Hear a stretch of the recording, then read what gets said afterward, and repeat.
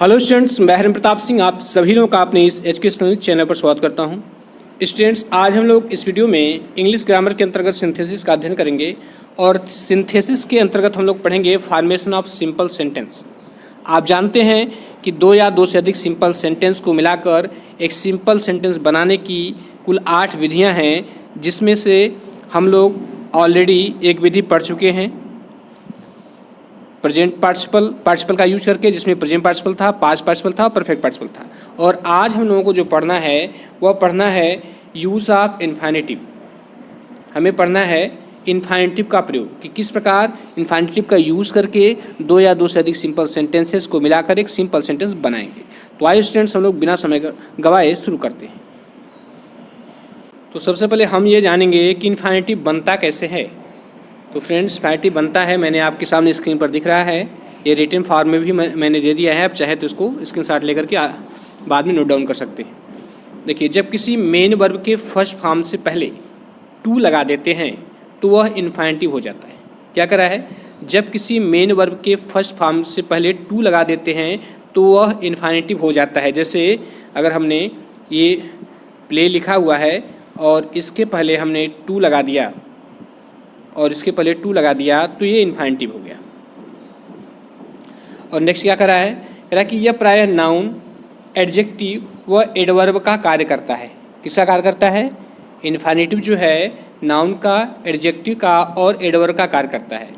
और जब हम इसका हिंदी में सेंटेंस जब इसका अर्थ निकालेंगे, मतलब जहाँ पे इन्फिनेटिव यूज हुआ है उसका हिंदी में अर्थ क्या आता है? उसका हिंदी में अर्थ जो है मेन वर्ब रहेगा वहाँ ना, नी या ने आता है। तो स्टूडेंट्स, ये जो है इन्फिनेटिव कैसे बनता है? ये बनता है वर्ब के फर्स्ट फॉर्म के पहले टू लगाने से। किसके? वर्ब के फर्स्ट फॉर्म के पहले टू लगाने से बनता है। और ये वाक्य में किसका काम करता है? ये वाक्य में नाउन का काम करता है, एडजेक्टिव का काम करता है और एडवर्ब का काम करता है। और जब हम सेंटेंस में जब इसका हिंदी अर्थ निकालेंगे तो वह जो है ना, नी या ने आता है। जैसे यहाँ पर मैं एक एग्जाम्पल आपको दे रहा हूँ। पहले हम लोग एक दो एग्जाम्पल देखेंगे, मालूम हो जाएगा कि इन्फिनेटिव किसे करते हैं।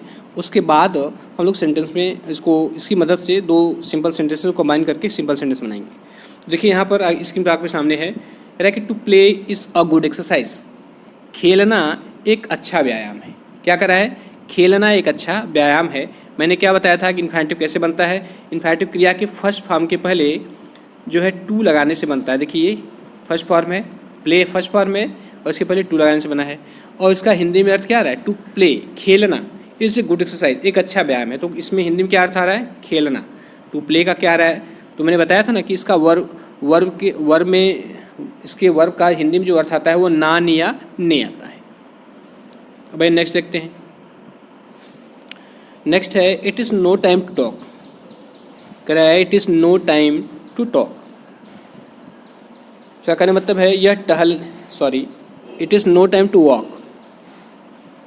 कह रहा है यह टहलने का समय नहीं है। अब यहाँ पर इन्फिनेटिव कहाँ यूज़ है? इन्फिनेटिव यूज़ है यहाँ, ये वॉक के पहले टू लगा है। और इसका अर्थ भी देखिए, टहलना आ रहा है ना। टू वॉक का अर्थ क्या आ रहा है? टहलना। हमने बताया था कि इसका हिंदी में अर्थ क्या आता है? ना, नी या ने आता है। अब नेक्स्ट देखते हैं। नेक्स्ट है, कह रहा है कि ही केम टू मीट मी। वह मुझसे मिलने के लिए आया। वह मुझसे मिलने के लिए आया। अब इसमें देखिए, अब इन्फिनेटिव इसमें कहाँ यूज़ है? इन्फिनेटिव यहाँ यूज़ है, मीट के पहले टू लगाने से। और इसका हिंदी में अर्थ भी क्या आ रहा है? मिलना, टू मीट, ये आ रहा है। तो अब आशा करता हूँ कि आपको समझ में आ गया होगा कि इन्फिनेटिव किसे कहते हैं। अब आइए हम लोग अपने मूल विषय पर चलते हैं कि इन्फिनेटिव का यूज़ कब किया जाता है, कैसे किया जाता है। ठीक है, तो आइए समझते हैं कि इन्फिनेटिव का प्रयोग कब करें, सेंटेंस में आखिर कब यूज़ करना चाहिए। क्योंकि दो या दो से अधिक सिंपल सेंटेंस को मिला के सिंपल सेंटेंस बनाने की 8 विधियाँ हैं, तो उसमें हम कहाँ पर इन्फिनेटिव का यूज करेंगे? क्योंकि हर जगह जो है हर विधि का प्रयोग नहीं हो सकता। तो पहली बात क्या है इसमें? पहली बात ये है कि जब दिए गए सेंटेंस के सब्जेक्टिव को, पहला क्या है कि जब दिए गए सेंटेंस के सब्जेक्ट एक हों, अर्थात तो दो सेंटेंसेस दिए रहेंगे तो दोनों का जो सब्जेक्ट होगा वह सेम होगा। दूसरी बात क्या है? दूसरी बात यह है कि जब दिए गए सेंटेंस के फाइनाइट वर्ब V1 और V2 अर्थात वर्ब फर्स्ट वर्ब सेकेंड अलग अलग, जब दो सिंपल सेंटेंसेस दिए रहेंगे तो उनका जो सब्जेक्ट होगा वह सेम होगा अधिकांशतः, और उनके जो वर्ब होंगे वह अलग अलग होंगे। और जो तीसरा पॉइंट है जिसे ध्यान में रखकर हमें इन्फिनेटिव का यूज करना चाहिए वह यह है कि वर्ब फर्स्ट तथा वर्ब सेकेंड अर्थात प्रथम सेंटेंस में की क्रिया जो दी गई है और दूसरे सेंटेंस की जो क्रिया दी गई है उन दोनों के बीच कारण और परिणाम का संबंध होता है। इन दोनों के बीच किसका संबंध होता है? कारण और परिणाम का संबंध होता है। अब आइए देखते हैं कि इन्फिनेटिव का प्रयोग कैसे करें। आखिर दो सेंटेंसेस दिए रहेंगे तो उसमें से एक को हमें फाइनाइट वर्ब रखना होगा, दूसरे को इन्फिनेटिव में चेंज कर देना होगा। तो कैसे करेंगे? देखिए, यदि उपर्युक्त लक्षण मिले, जैसे मैंने ऊपर बताया था 3 पॉइंट दिए थे, यदि वो लक्षण मिल रहे हैं तो उद्देश्य या परिणाम दिखाने वाली फाइनाइट वर्ब को इन्फिनेटिव में परिवर्तित करके दूसरे वाक्य में जोड़ देते हैं। इसमें क्या करेंगे? दो सिंपल सेंटेंसेस रहेंगे तो दो फाइनाइट वर्ब होंगे, तो जो क्रिया जो है उद्देश्य या परिणाम दिखाए उसे हम जो है इन्फिनेटिव में चेंज कर देते हैं। अब आइए एग्जाम्पल देखते हैं तो और क्लियर होगा। तो देखिए, यहाँ पर एक एग्जाम्पल दिया गया है आपके सामने। क्या कह रहा है कि ही वांट्स टू स्टडी, वह पढ़ना चाहता है। He has gone to Varanasi, वह वाराणसी गया हुआ है। कह रहा है कि वह पढ़ना चाहता है, वह वाराणसी गया हुआ है। तो अगर हम इसको हिंदी में भी एक में करें तो ऐसे कह सकते हैं कि वह वाराणसी पढ़ने के लिए गया हुआ है। किसके लिए गया हुआ है? वह वाराणसी पढ़ने के लिए गया हुआ है। तो अब देखिए, वह वाराणसी गया हुआ है, उसका उद्देश्य क्या है? उसका उद्देश्य है पढ़ना। ठीक, तो हम जो है अब यहाँ पर देखिए ऑलरेडी इन्फिनेटिव का यूज ऑलरेडी है, तो हमको अलग से इन्फिनेटिव बनाने की ज़रूरत नहीं है। बस हमको बस इसे सेंटेंस में रख देना है। जैसे वह आगरा गया हुआ है पढ़ने के लिए, तो हम पहले इसको लिखेंगे, वो आगरा गया हुआ किसके लिए? He has gone to Agra to study. देखिए इस तरह होगा। पहले हम इसको लिखेंगे, he has gone, sorry Agra बोल दिया मैंने, वाराणसी रहेगा। इसी बोलने में मिस्टेक हो जाती है, आप लोग समझ जाइएगा, क्योंकि स्कूल में पढ़ाते हैं, यहाँ से थोड़ा एग्जाम्पल अलग अलग होता है, इसलिए दिमाग में वही रहता है। ठीक है, तो he has gone to Varanasi, हम लिखा he has gone to Varanasi. ठीक है, अब किसके लिए गया हुआ है? टू स्टडी, पढ़ने के लिए, तो हमने यहाँ पर जोड़ दिया टू स्टडी। अब यह सिंपल सेंटेंस हो गया। क्यों? क्योंकि इसमें केवल एक ही फाइनाइट वर्ब है। कहाँ है ये फाइनाइट वर्ब है, और यहाँ पर ये टू स्टडी क्या है? ये नॉन फाइनाइट है। तो मैंने बताया था सिंपल सेंटेंस में केवल एक ही फाइनाइट वर्ब होनी चाहिए, और दूसरी वर्ब यदि है तो नॉन फाइनाइट में होनी चाहिए। अब आइए नेक्स्ट देखते हैं। कह रहा है कि हरी रैन फास्ट, हरी तेज दौड़ा। He wanted to get the first prize, वह प्रथम पुरस्कार प्राप्त करना चाहता था। क्या कर रहा है? हरी रैन फास्ट, हरी तेज दौड़ा। He wanted to get the first prize, वह प्रथम पुरस्कार प्राप्त करना चाहता था। देखो अब इसमें देखिए, हरी तेज दौड़ा, उसका उद्देश्य क्या है? उसका उद्देश्य है वह प्रथम पुरस्कार प्राप्त करना चाहता है। तो हम जो है इसमें अगर इन्फिनेटिव कहीं पर यूज है तो उसको उठा कर रख देंगे, और नहीं है तो उसको इन्फिनेटिव बना देंगे टू लगा करके। तो हम इसको इस तरह बनाएंगे कि हरी तेज दौड़ा, किसके लिए दौड़ा? To get the first prize, प्रथम पुरस्कार प्राप्त करने के लिए। बस हम इसमें से इसको लिख देंगे और आगे ये जोड़ देंगे। देखिए यहाँ पर हो गया, हरी रैन फास्ट, हरी तेज दौड़ा to get the first prize, प्रथम पुरस्कार प्राप्त करने के लिए। अब ये सिंपल सेंटेंस हो गया, क्योंकि इसमें एक ही फाइनाइट वर्ब कहाँ है? रैन है, और यहाँ पर ये इन्फिनेटिव का यूज़ है। नेक्स्ट देखिए, थोड़ा सा छोटा दिख रहा है, मैनेज करिएगा। देखिए इसमें कह रहा है कि he could not prepare well for the examination, वह परीक्षा के लिए अच्छी तैयारी नहीं कर सका। दूसरा क्या कर रहा है? He had no sufficient time, उसके पास पर्याप्त समय नहीं था। पहले वाले में क्या कर रहा है कि he could not prepare well for the examination, वह परीक्षा की अच्छी तैयारी नहीं कर सका। ही हैड नॉट सफिशिएंट टाइम, उसके पास पर्याप्त समय नहीं था। तो उसके पास पर्याप्त समय नहीं था, जिसका परिणाम क्या हुआ कि वह परीक्षा की अच्छी तैयारी नहीं कर सका। तो हम इस तरह बनाएंगे ना कि उसके पास पर्याप्त समय नहीं था, पहले इसको लिखेंगे, इसका परिणाम क्या हुआ कि टू प्रिपेयर वेल, यहाँ से to prepare well for the examination, कि वह परीक्षा की अच्छी तैयारी कर सके। देखिए, he had not sufficient time, उसके पास पर्याप्त समय नहीं था to prepare well for the examination, परीक्षा के लिए अच्छी तैयारी करने के लिए, मतलब परीक्षा की अच्छी तैयारी करने के लिए उसके पास पर्याप्त समय नहीं था। अब ये सिंपल सेंटेंस हो गया, क्यों? क्योंकि इसमें एक ही फाइनाइट वर्ब है, कहाँ है? हैड है, ठीक। और इसमें क्या है? और कोई फाइनाइट वर्ब नहीं है। अगर कोई दूसरा है तो इसमें दूसरा वर्ब है तो ये इन्फाइनेटिव है। इन्फाइनेटिव किस में आता है? नॉन फाइनाइट में। वे नेक्स्ट एग्जाम्पल यूज़ करते हैं। देखिए यहाँ पर क्या करा है कि wanted to educate his son, वह अपने लड़के को एजुकेट करना चाहता था, अर्थात वह अपने लड़के को शिक्षित करना चाहता था। ही सेंट हिम टू अमेरिका, उसने उसे अमेरिका भेजा। वो अपने लड़के को शिक्षित करना चाहता था, उसने उसे अमेरिका भेजा। तो हम कैसे बनाएंगे इसको? उसने अपने लड़के को अमेरिका भेजा, उसका उद्देश्य क्या था? वो उसे शिक्षित करना चाहता था, ठीक है। तो हम पहले क्या करेंगे, इसको लिखेंगे, उसने अपने लड़के को अमेरिका भेजा, किसके लिए?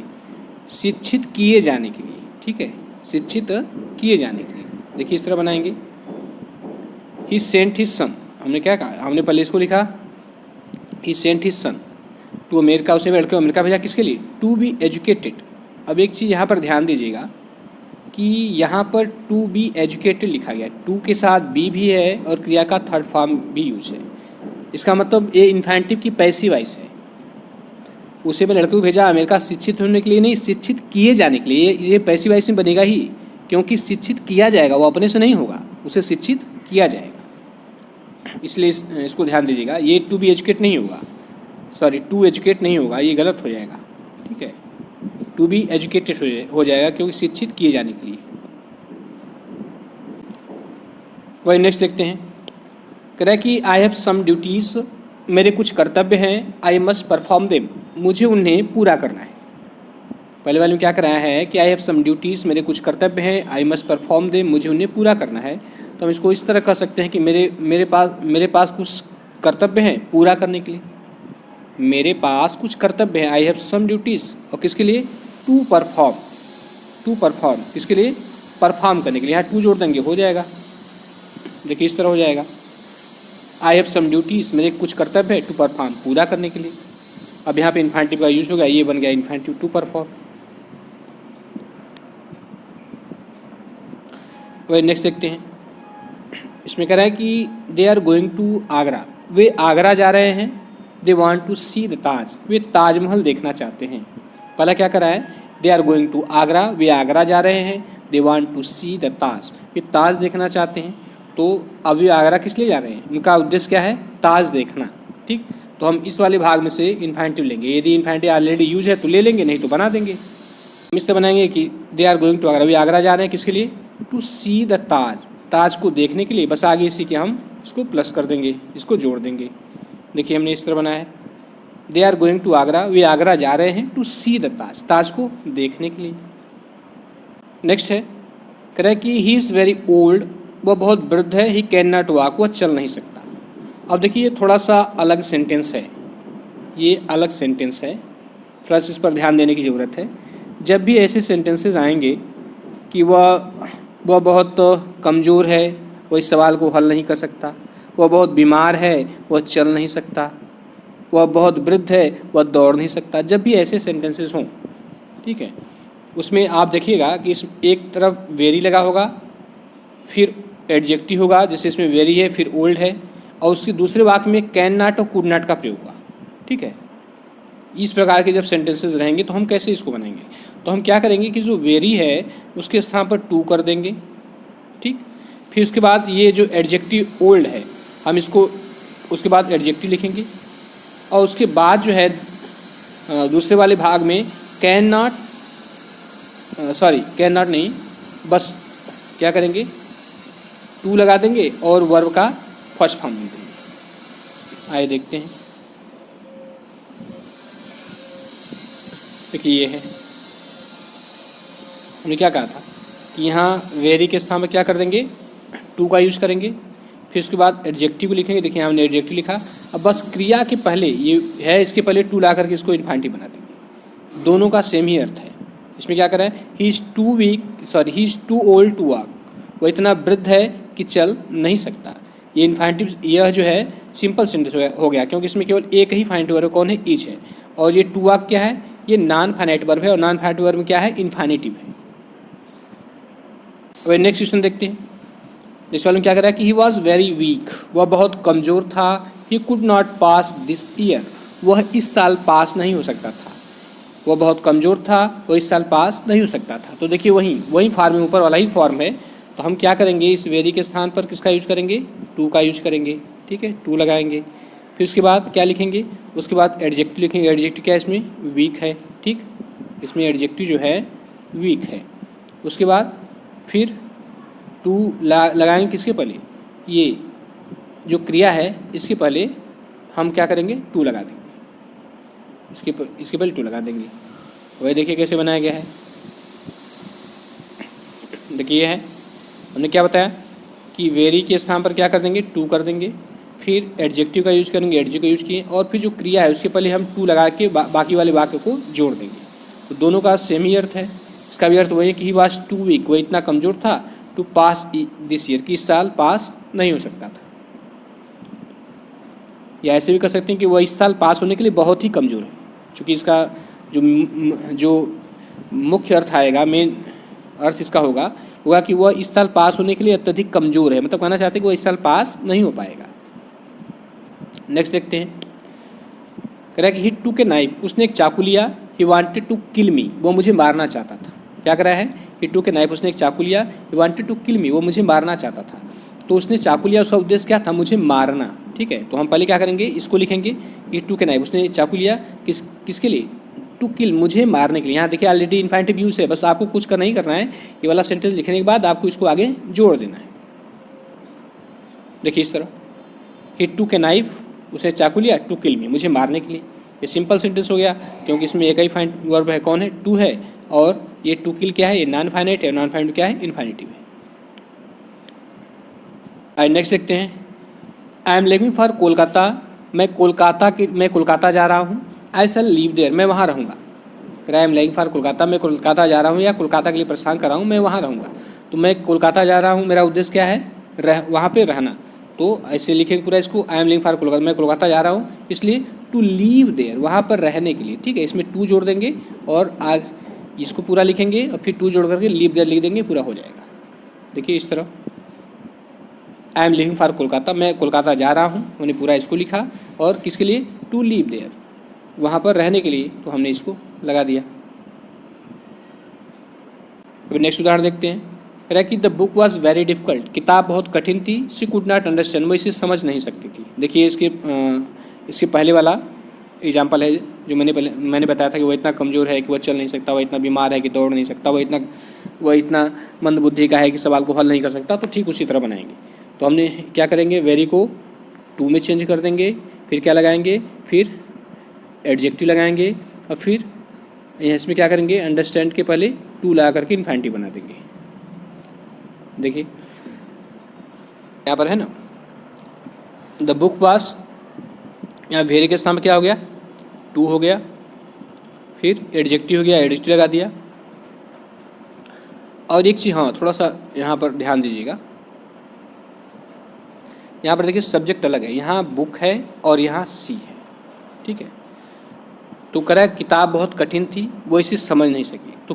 तो हम बनाएंगे किताब उसके लिए बहुत कठिन थी। बाकी सेम देखिए यहीं पर रहेगा, वेरी है, इसको हम टू में चेंज कर देंगे, डिफ़िकल्ट रहेगा। अब यहाँ पर देखिए हम फार हर कर देंगे, क्योंकि किताब किसके लिए कठिन है, उसके लिए कठिन है।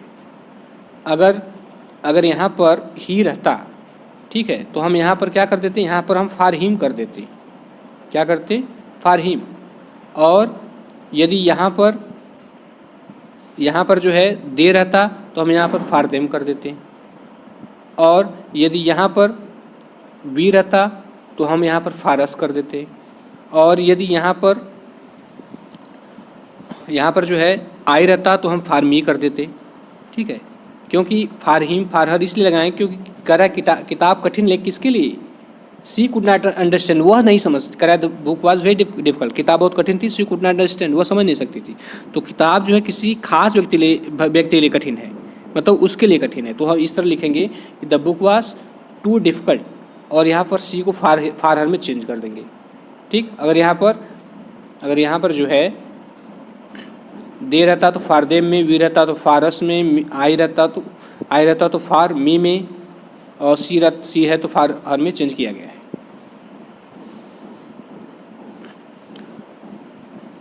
तो स्टूडेंट्स ये रहा इन्फिनेटिव का यूज़, किस प्रकार हम इन्फिनेटिव का प्रयोग करके दो या दो से अधिक सिंपल सेंटेंस को मिलाकर एक सिंपल सेंटेंस बनाएंगे, हमने जानने का प्रयास किया। और काफ़ी एग्जाम्पल भी मैंने आपको दे दिया। आपको इतना एग्जाम्पल जो है आपकी बुक में नहीं मिलेगा, जो भी ग्रामर की प्रेजेंट बुक्स आपके पास होगी उसमें इतना एग्जाम्पल नहीं मिलेगा। और आशा करता हूँ कि आपको समझ में आया होगा, और यदि अच्छा लगा हो तो लाइक सब्सक्राइब शेयर करिएगा। Thank you.